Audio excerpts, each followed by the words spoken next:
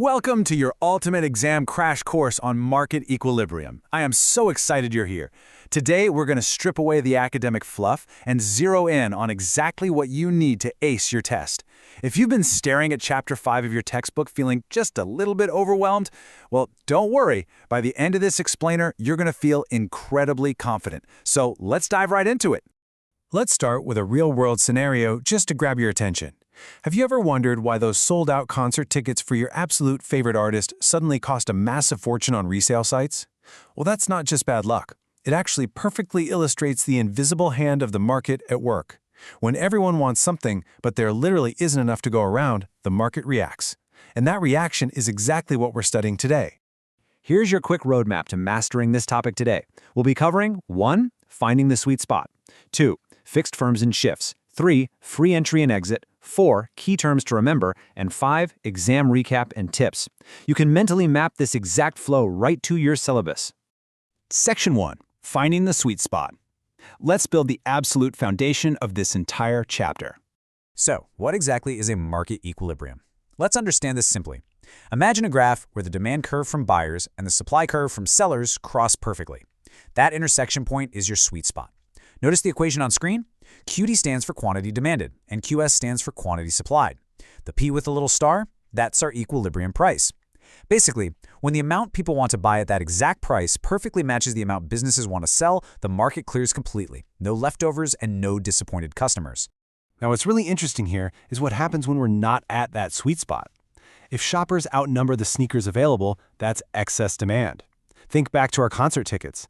Adam Smith's famous invisible hand pushes prices up because buyers are willing to pay more.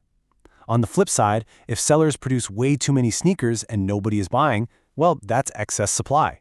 What do stores do? They hold a clearance sale. The invisible hand pushes prices down until the extra inventory is completely gone and we find our sweet spot again.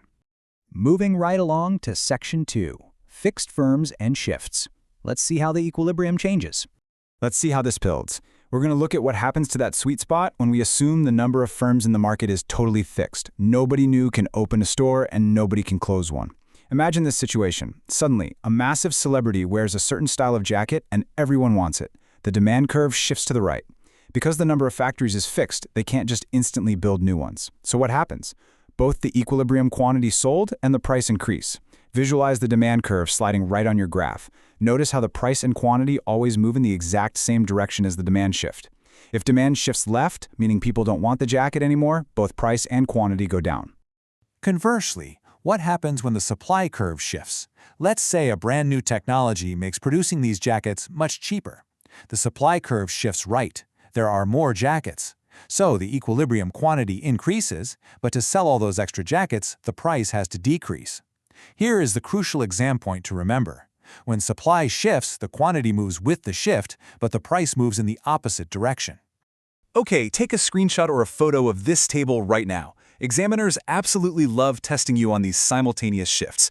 If demand and supply both shift at the exact same time, one variable, either price or quantity, will definitively change, but the other variable's change is going to depend entirely on the magnitude of the shifts. For example, if both curves shift right, we know for sure there is more quantity. But the price? Well, that depends on whether the demand jump was bigger than the supply jump. Make sure you memorize this logic. All right, Section 3, Free Entry and Exit. Let's look at a brand new market scenario. Forget fixed firms for a second.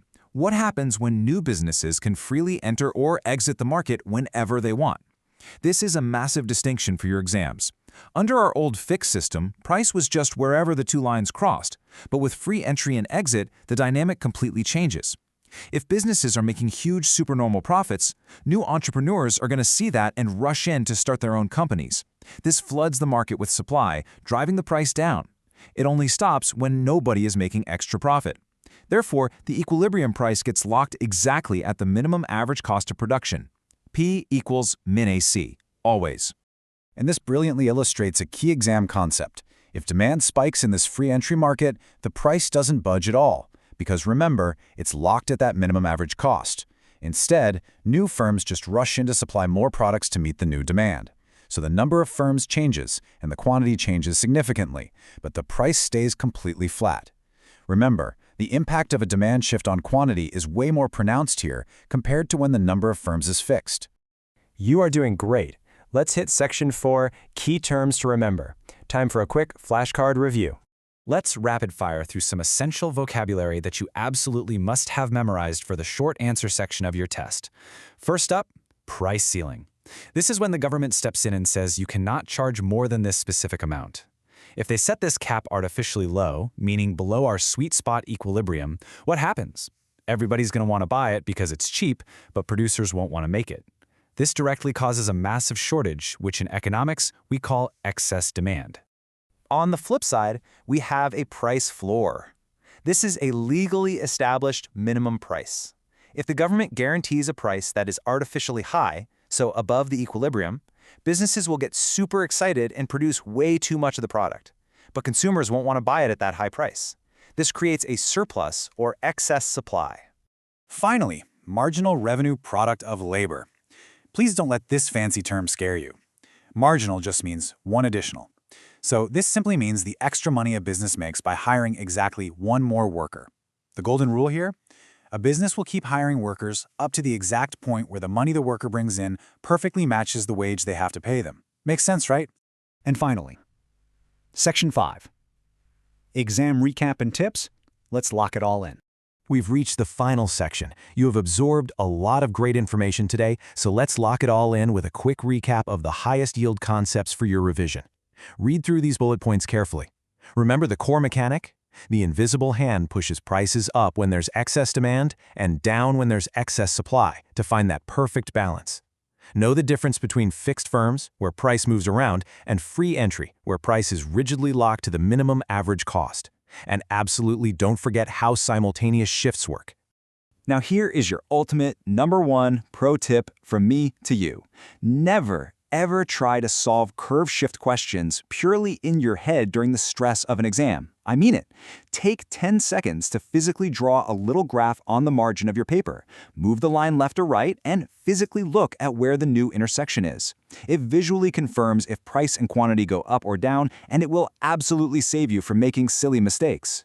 You've got the concepts, you've got the structure, and you know exactly what the examiners are looking for. Now you are ready to revise this chapter quickly and absolutely crush your exam. Keep reviewing these slides, practice drawing your diagrams, and go ace that test. I'll leave you with this one final thought to ponder as you hit the books. If the invisible hand of economics naturally works to clear entire global markets and find perfect balance, what's stopping you from perfectly balancing your study time today to secure that top grade? Get to work, and I'll see you in the next explainer.